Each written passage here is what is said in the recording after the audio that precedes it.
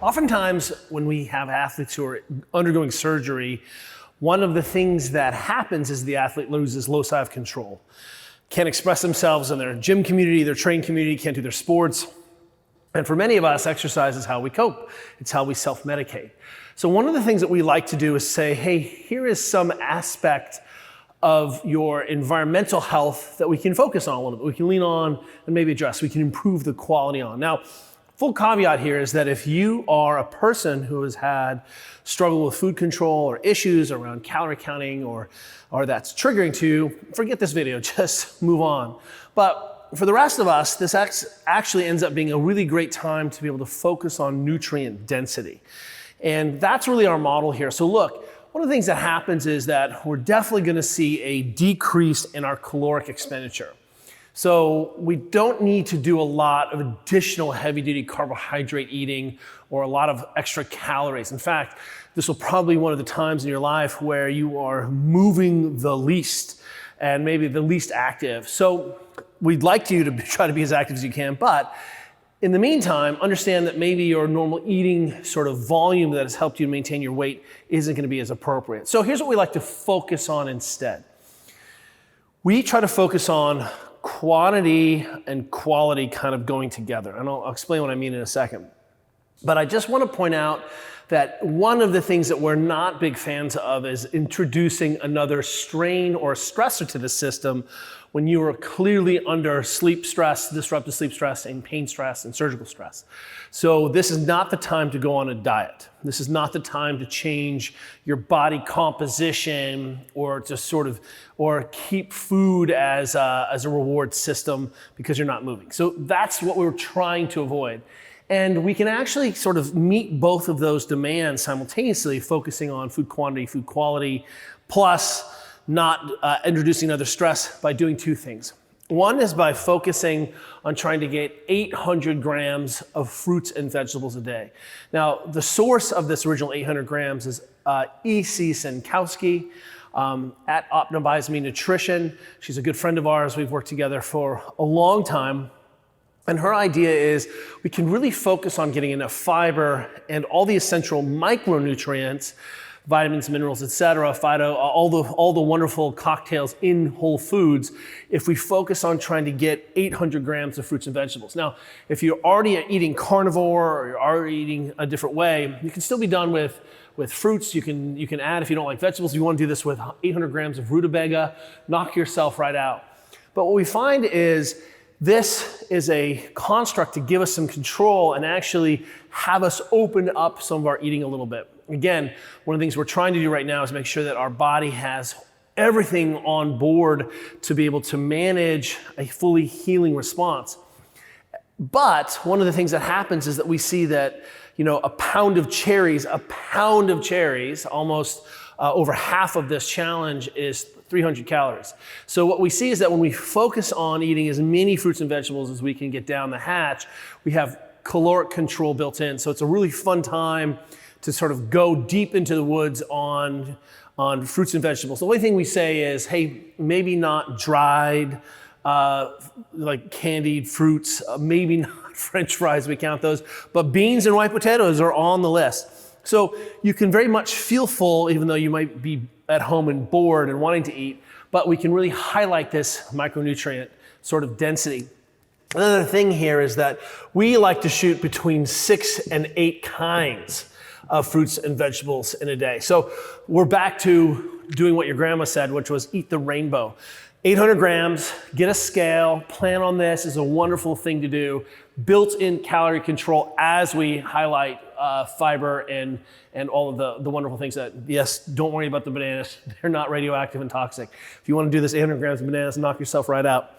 The second piece, and this is important, is that we're huge fans on trying to up our protein during this time.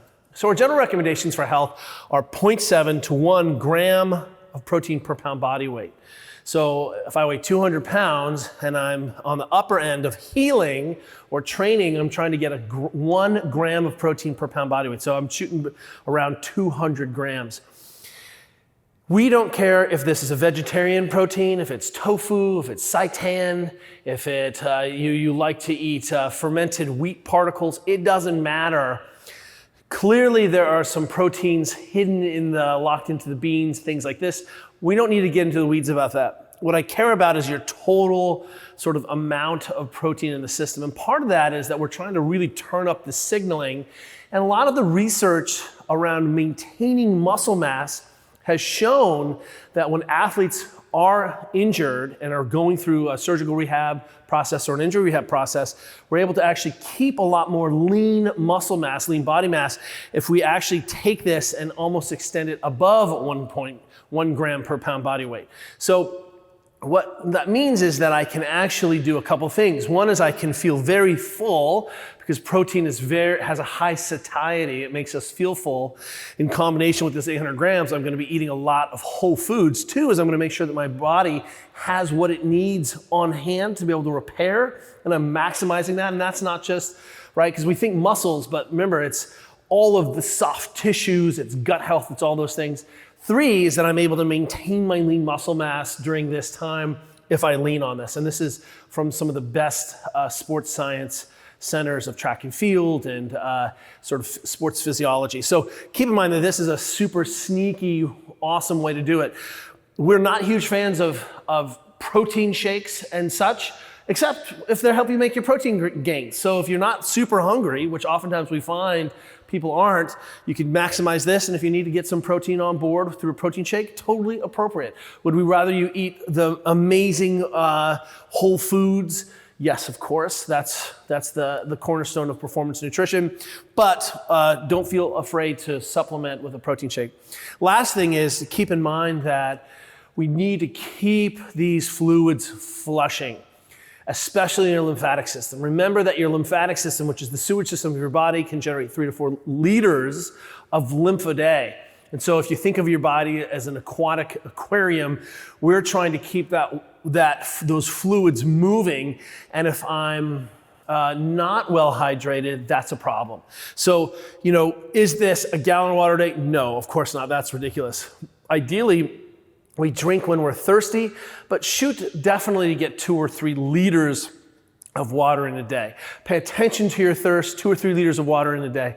The only other thing I would add into this nutrition conversation, and this is the pro tip about the surgery, we'll mention it again, is oftentimes people come through surgeries and they end up feeling terrible because they're going through caffeine withdrawal.